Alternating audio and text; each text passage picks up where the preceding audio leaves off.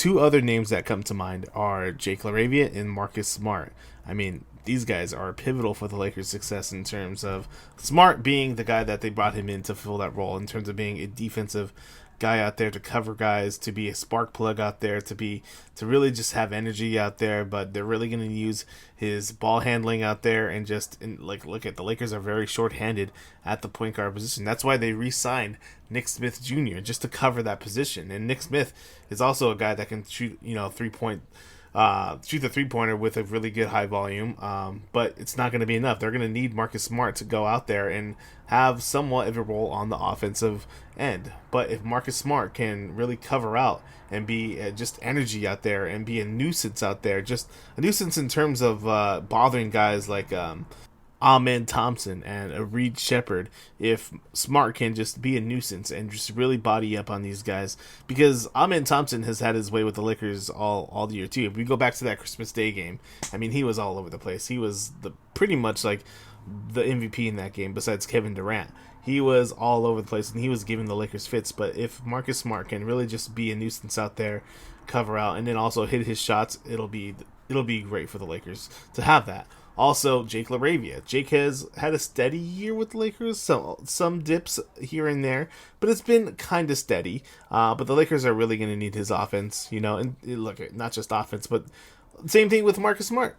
The Lakers are going to need LaRavia to cover out, use his wingspan, use his defensive tenacity out there to really be a nuisance on these guys. Because look at the wing depth on the Rockets. You also have Kevin Durant, who's just a sniper still out there. You have Jabari Smith Jr. I mean, these guys can get shots over you. So the Lakers are desperately going to need Jake LaRavia to use his size and his skills out there just to make it hard on these guys.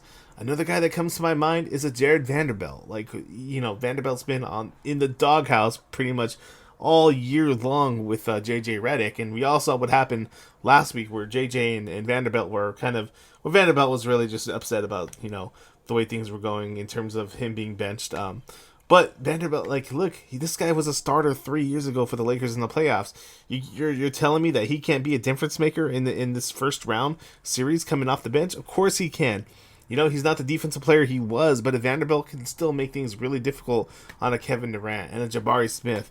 Obviously Kevin Durant is going to get his points, but it's about making it difficult. And if you can just limit these other guys on going off, the Lakers are going to have a lot better chance in being successful in this series. Another guy that comes to my mind is Rui Hachimura. Hachimura, it's been a roller coaster with him all season long too. And in fact, I think the Lakers have kind of given up on him. They've taken him in and out of the starting lineup. That was before Austin and Luka went out, but they've taken him in and out of the starting lineup, and it just at this point now where you really want to see Rui succeed, but he's just so inconsistent with this play. But Rui, if he's hitting his shots and just, again, making things difficult, because Rockets also have guys coming off the bench like a Josh Okogie and Jashawn Tate and Tari Eason. Man, we're going to need everybody to contribute, not only with their shooting, not only with their offensive ability, but just making things difficult on the defensive end. Something we haven't really seen the Lakers do a whole lot this year, but the Lakers are going to need to put it together for this playoff series if they have any chance at being successful. And that means being very, very consistent with their 3-point shooting. They can ill afford on being very, very poor from the 3-point land this series. They can ill afford at taking plays off. They have to bring energy every single moment that they're out there.